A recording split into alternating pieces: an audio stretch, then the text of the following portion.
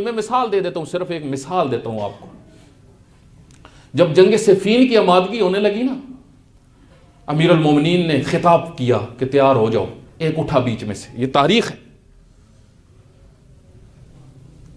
کہتا ہے یا علی مسلمانوں کے ساتھ لڑواتے ہو؟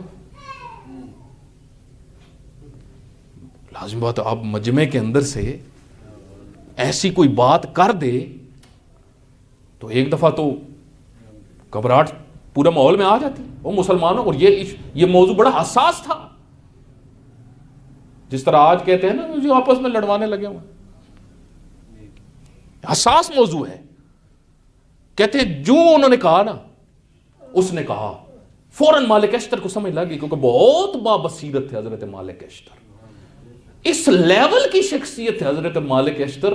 جس وقت حضرت مالک اشتر کی شہادت ہوئی، ان کو زہر دیا گیا اور امیر المومنین کو خبر پہنچی. امیر المومنین نے فرمایا مالک اشتر کو میرے ساتھ وہی نسبت تھی جو مجھے رسول اللہ کے ساتھ تھی. رحم اللہ مالکن، یہ جملہ امیر المومنین، اللہ مالک پہ رحمت کرے، مالک میرے ساتھ ایسا ہی تھا جیسا ہم رسول اللہ کے ساتھ تھے، مخلص، ہر میدان میں فرنٹ پہ.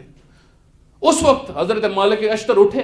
حضرت مالک اشتر نے اٹھ کے کہا یا علی، یہ جملے ہیں میں تاریخی آپ کی خدمت میں بیان کر رہا ہوں، معتبر جملے.